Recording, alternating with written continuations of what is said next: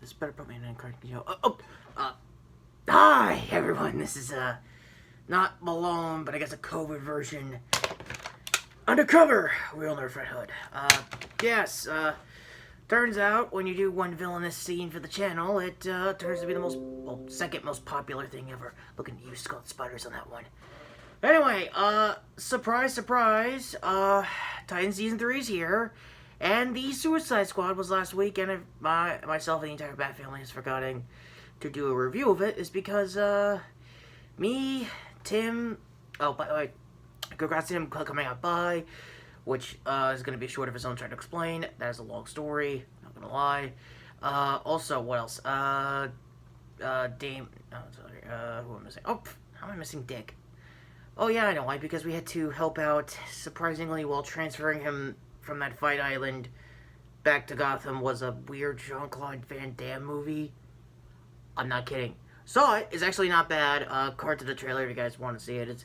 It's a good highlight reel of his stuff with a Netflix budget. Like, I'm not even kidding. They even did the taser thing from, like, Time Cop as one of the fight sequences. Don't know if it's in the trailer, but if it is, awesome. Another reason why I'm in COVID incognito, or I guess if you could see my obvious as all fake, Malone mustache, which, by the way, I really need to get a 3D printed new one. That's a whole other story for another time. It's because Titan Season 3 is here, and, yeah, those first 3 episodes. God damn it, Dog. Okay, yeah, Kerm Walters is doing the best that he can, now being, real me, or Titans me, I guess. Let's talk about the first episode. Okay, first episode, basically, their version of Death of the Family. Long story short, this version of, Jason is, how do I say this nicely, might be on some shit that got him back from the dead, or some experimentation, or he found the Lazarus Pit version of, like, blue meth from Breaking Bad and wanted to cook that shit. Fuck if I know. He got into chemistry out of nowhere. He used bad computer stuff for a whole subplot that might end up being the real reason why he came back from the dead. Also, yeah, Brendan Fraser's version of Dick and basically everyone ruled out the possibility of Raish being involved this time around, so what the fuck's left? Either Superboy Prime punching this version of Jason back to reality, or Breaking Bad jokes. The gambit is still pretty much there. So basically they were all trying to go with the fallout of it. And if Retro was here, he would be saying something along the lines of, oh my fucking god, are you kidding me? Carrie Kelly, Stephanie Brown, and, I don't know, maybe Duke. Long story short, he's freaking out currently right now. You good there, man? What the fuck? You mean to tell me they got Carrie Kelly up in this shit and not give her a speaking line at all? Okay, look, how do I say this nicely when it comes to this version of Bruce played by Ian Glenn? Apparently, he doesn't have time to mourn. Now, when it comes to my, this Jason's interpretation, how do I say this nicely? I don't know. It makes sense that just replaced, like, Dick immediately after he quit being Robin, which, okay, fine, makes sense, and does kind of retcons most of Season 1 anyway, which, let's be honest, it's Season 1. But after this Jason's death, you immediately make Bruce, go straight into, scouting mode. Like, no. He had a good decade, in the Frank Miller timeline to mourn him before Carrie Kelly was a thing. And for Steph and Tim, they were like a whole 15 plus years canonically, or probably, I don't know, 5-ish in a sliding time scale in the Marvel line. So that he could at least properly, get a little depressed, get a little angry about the whole situation, finally feel like, hey, you know what, let me just give her a Joker once and for all. Which, by the way, you still should. Just saying. That's my fucking real Nerf beef for another time. Popping off rounds and all. Speaking of, there are some highlights for when Dog finally becomes Jason that they didn't really do. I mean, they did the classic thing I used to do, which is like all the heads in the duffel bag thing, and say, hey, that's all your lieutenants, but now it's like all their number 2s. I'm like, yeah, I sucked as an anti-hero, but I knew not to work at the number 2s almost immediately. Like, basically the speedrun version of that movie. So, by the way, the one villain scene now finally here to show how awesome that went down, even for a slightly different budget, like, what was it, PG-13 at the time? Anyway.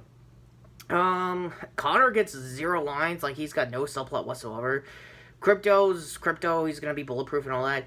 I think the only subplot Gar's got on writer Porter's end is playing him is apparently now he'll have the CG budget to finally transform into other animals. So if there's any more proof that DC Universe had a shit budget to begin with, I think that might be the case in the later episodes.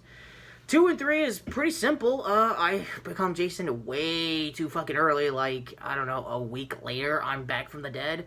Like, yeah, that was kind of an in-timeline thing, but I didn't just immediately remember who the fuck I was. I didn't just immediately remember all my fucking training instinctively instead of just, like, regressively or just how a normal fucking person in this bad family, takes the training well. Like, do it naturally instead of unnaturally.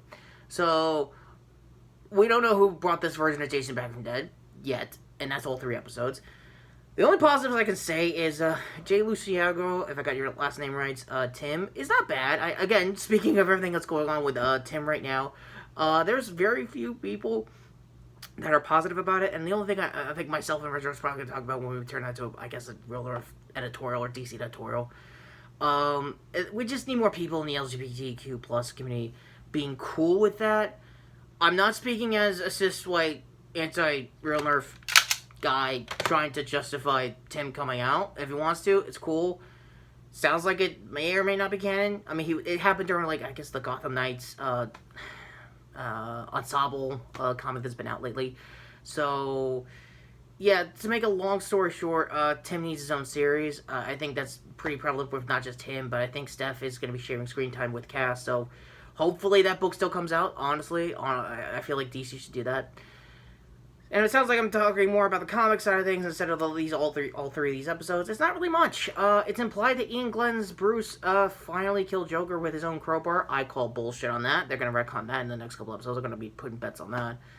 I also call bullshit that you're never going to see Ian Glenn in the fucking suit, because that shit ain't never going to happen. I mean, like, the closest you got to seeing the suit was a stunt actor in season 1. You think he's going to be in the suit now? The only reason why they'll put him in the suit is like they didn't Gotham. In the final season, just to say they could, and I guess, I don't know, CG map him with a stunt actor, which in Ian Glenn's case makes sense. He's like almost pushing 60, and he was from Game of Thrones. Like, I think he's had enough stunt choreography to last a lifetime. So that's just that.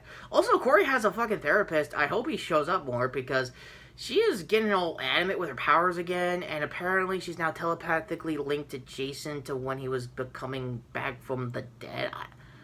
That's dumb. I don't know what's going on there, if that's in canon with Corey, because I don't remember that, and I had her in the Real Nerf Outlaws for a good long time, and she didn't have that kind of cognizant thing.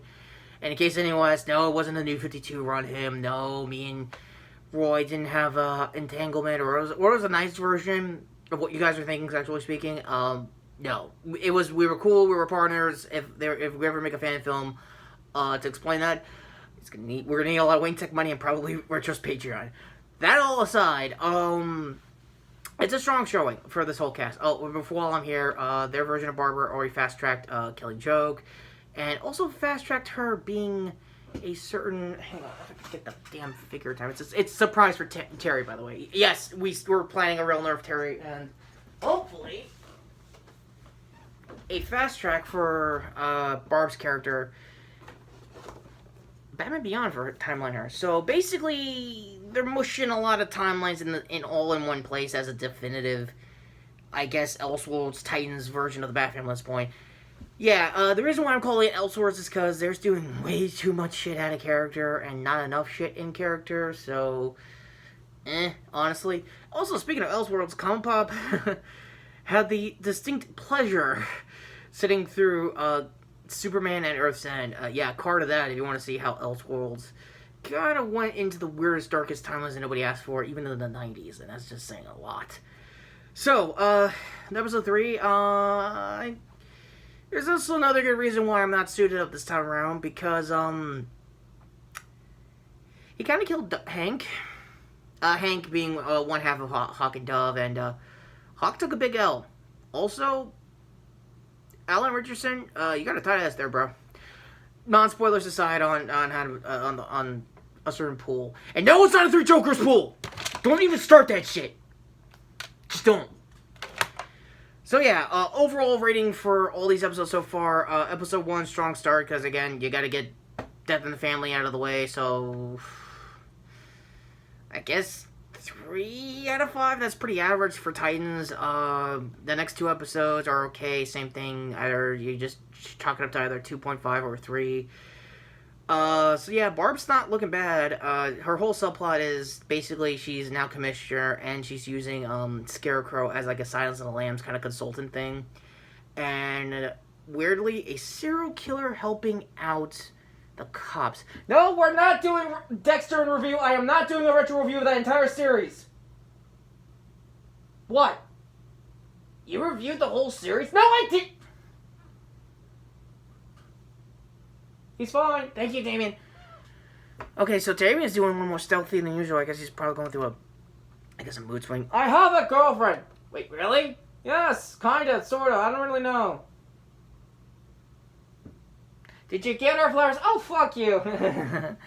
Okay, so overall, the show so far in these first 3 episodes as a whole, like I said, on my 5 scale, it's like barely 3.5. Again, it's a little bit better than what Titans is usually known for, so you gotta give it that at the very least, but at the same time, it's still Titans, it's still underwritten like all hell, it still has Akiva Goldsman as executive producer, and Akiva Goldsman has a history of screwing over the Bat Family, or integrating too much of the Bat Family, or not doing enough, or let TC heroes be TC heroes without any version of the Bat Family in there. It's Bat supremacy. It's a dumb joke, dark as it is, but that's where we are. So that all being said, end card's finally coming up to my one villainous scene that basically, I guess, saved the channel. And the shorts here to the other video that basically saved the channel this week. Or last week. And, yeah, Retro's shirt here that I totally borrowed to stay in character, I guess undercover. To sub the channel for more content. Yes, we'll be back here for the back half, if not just to finish up the whole season when it comes to Titan Season 3. Also, now that they basically did, like, all 3 these episodes out on day 1, means, like, they're doing, like, a boys approach of, like, shotgunning them out. I doubt they're going to shotgun them the next couple episodes. It's probably going to be weekly. So with that all being said, I'm the real Nerf Red Hood, and I sure as shit need to get back in disguise. So with that being said, where's the Malone mustache? Damien, where the hell is it? Seriously?